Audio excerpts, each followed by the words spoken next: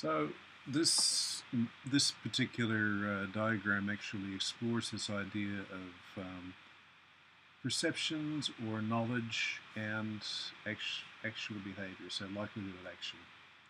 And as you would understand, there's a whole lot of modifying factors that mediate whether or not this knowledge gets transferred into some sort of behavior. So the knowledge might involve perceived susceptibility to disease X, perceived seriousness of disease X. So if we think about that example where we're putting pictures of throat cancer on the side of a packet of cigarettes, we might think, okay, the seriousness of disease is very great, but the perception of susceptibility to disease is possibly doubtful because you may never have known anybody with throat cancer, never seen it, never had throat cancer diagnosis yourself. You might be young, you might be 20 years old.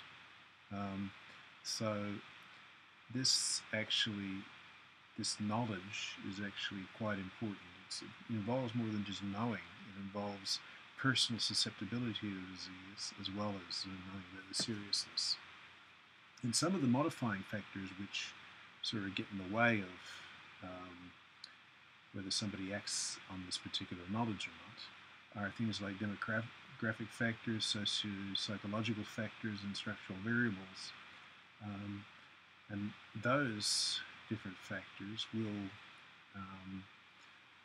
determine what the perceived threat of the disease is. So susceptibility converts into threat depending on what your demographic, socio-psychological factors, and also the various structural variables.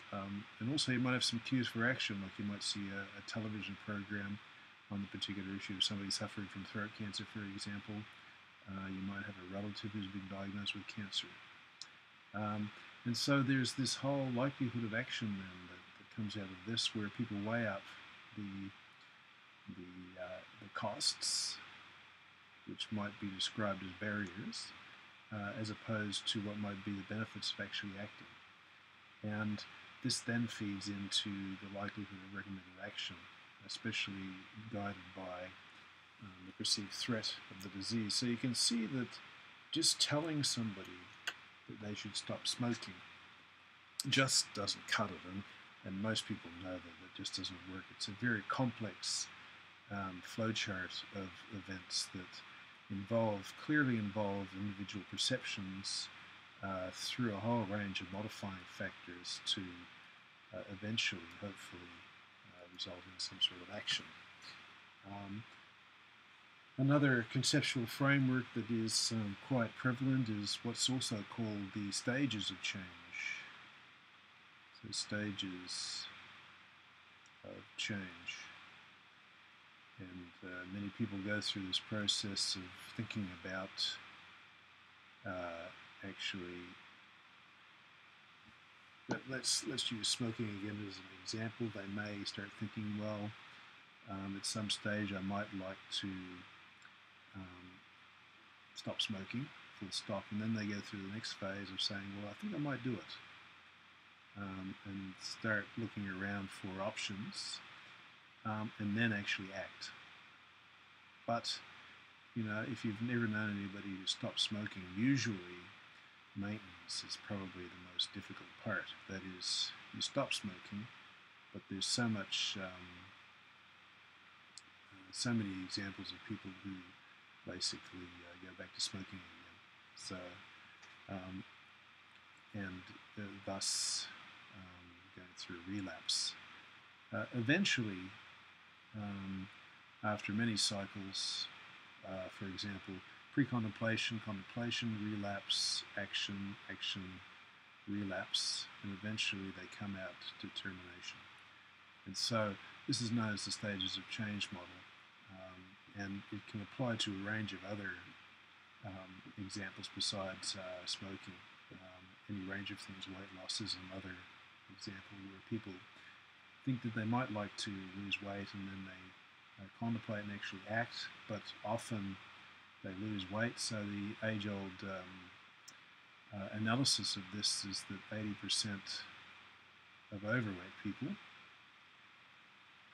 who intentionally lose weight, actually within 6 to 12 months, they regain the weight. So basically there's a lot of this sort of thing happening. Action, maintenance, relapse. Contemplating again, action, maintenance, relapse. A very useful conceptual framework for understanding behavior. A little bit more relevant for exercise science is this very popular campaign from the 70s and 80s called Life Begins, which involved a number of cartoon characters advertised nationally through print, radio and television advertising. Basically, it was a lifestyles intervention, so basically it was an option whereby a whole range of different alternatives other than sitting on the couch watching television and drinking beer was presented to the Australian population and ways in which one could achieve this. And again, it's been revived quite recently through Active Australia. It's a great example of the application of all these different theories about what motivates people to change their behavior in the context of exercise and physical activity promotion. I've included a copy of a link down the bottom, which is also in your PowerPoint slide, of a clip from the 70s from the Life Begins campaign, basically introducing the audience to the concept of walking. Have a look at it. It's an example which basically demonstrates that the obesity epidemic was alive and kicking even 30 years ago. It's not such a new example. Now, a lot of people think that if you produce a poster, health promotion is about producing posters and pamphlets, but in isolation, posters and pamphlets just do not work. They're quite a nice way to show some sort of output from a project, but they don't work in isolation. Now, notwithstanding the claim here by Helfand that the main objective of posters is to influence attitudes, to sell a product or service, to change behavior patterns. But in fact, posters in isolation do nothing of the sort. A poster might be a central part of a campaign, but as you can have seen from all the different theories about why people change their behavior, there's a whole range of other determinants which place that poster into some sort of context and give it some sort of active role. And this sort of leads on to this this domain, this discipline of social marketing, which means that essentially it emerged out of this idea that health promotion needed to learn from the communication skills of the advertising and marketing world. There was a recognition that many of the skills used in advertising and marketing, mainstream advertising and marketing, could be used to market social ideas and social priorities. And essentially the definition of social marketing is that its objective is to achieve or effect social change through the use of marketing strategies. And it's distinct from other marketing strategies in that generally it's not for profit and does not seek to promote an organization per se, but it seeks to promote the common good in some way. So through, say, health promoting behaviors to enrich the actual society within which it's integrated. There's a very important, that implies there's a very important ethical aspect to health education, health promotion.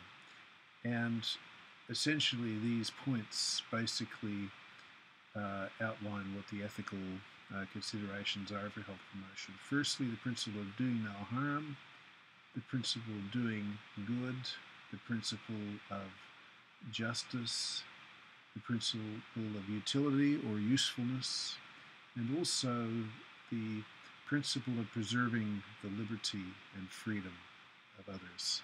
All very important elements of, firstly, health promotion, but secondly, education. And when we're talking about marketing, another aspect of social marketing, which sometimes makes it a little bit different from mainstream marketing, is that there's a real emphasis on communicating the truth, maintaining privacy. We are looking at modeling, so we're trying to model social and desirable behaviors, not the contrary. We need to actually ensure that the material is not offensive, socially, morally offensive. It needs to be balanced and fair, which was one of the elements in the previous slide. And the other thing that we really need to be mindful of, and you can see this in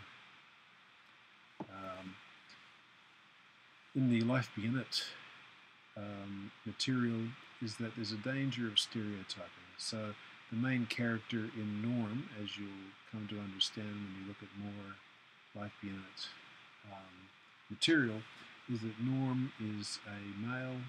He's middle-aged, so 30 to 50 years of age, and he's obese. He's got a BMI probably greater than 30. So are we basically stereotyping people that look like that as being, say, lazy, which is what Norm, the character, is portrayed to be? So we need to be very careful when we're conducting health promotion interventions that we need to avoid these particular situations.